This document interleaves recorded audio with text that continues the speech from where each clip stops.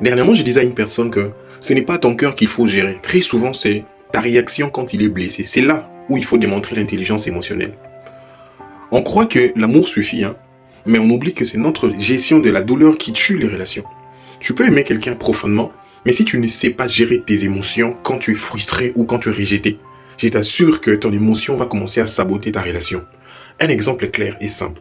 Tu te sens blessé par un mot, mais tu ne dis rien du tout à la personne. Tu fais la tête, tu crées des silences et dans ces silences, tu punis quelqu'un qui ne sait absolument rien de ce qu'il a fait. Ce décalage est plus dangereux que la rupture elle-même. Dans les relations, ce n'est pas la blessure qui fait fuir, mais très souvent c'est ta manière de réagir derrière la blessure qui dérange au fait. Quand tu refuses d'écouter ce que tu ressens sans tout jeter sur l'autre, même les bons partenaires finira par partir. L'intelligence amoureuse ou l'intelligence émotionnelle, ce n'est pas nécessairement le fait de pouvoir faire semblant ou d'être calme, être hypocrite, non. Mais c'est savoir quoi dire, quand et comment les dire. Tu peux avoir raison, mais perdre également quelqu'un, même derrière ta raison, juste parce que tu t'exprimes mal. Tu peux avoir souffert, mais devenir aussi insupportable, parce que tu laisses ta douleur décider pour toi. Ce n'est pas l'amour qui est mort, mais c'est l'immaturité émotionnelle qui a tué ta relation.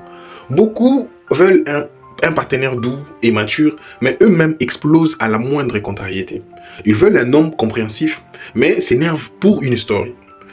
Ils veulent une femme patiente, mais s'efferment dès qu'on touche à leur ego. Tu n'as pas besoin d'un démon pour détruire ton couple, juste d'un partenaire qui ne reconnaît pas ses blessures, ou qui préfère avoir toujours raison, même quand ça brise l'autre. Un jour, quelqu'un te dira « Tu me fais souffrir », mais le problème c'est que je ne sais pas comment gérer ce que je ressens avec toi. Et là, tu comprendras que l'amour ne suffit toujours pas, surtout quand l'émotion est mal gérée. Écoutez, l'intelligence émotionnelle, c'est aussi savoir quand il vaut mieux se taire pour revenir plus tard. Non pour fuir, mais pour protéger la relation. Le problème, ce n'est pas l'amour en réalité, mais c'est le manque d'intelligence dans l'amour. Chacun se bat pour être entendu, mais personne n'a appris à écouter sans se sentir attaqué. En résumé, tu n'as pas besoin de quelqu'un qui t'aime, au sens strict.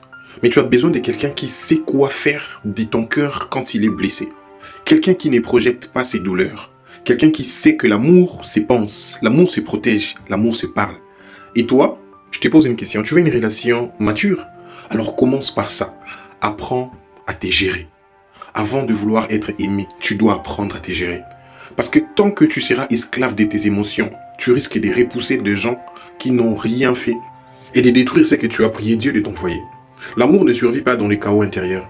Il meurt lentement à force d'être mal respiré. Il a besoin d'un cœur libre, pas d'un cœur qui se venge. Si tu veux aimer, commence par guérir.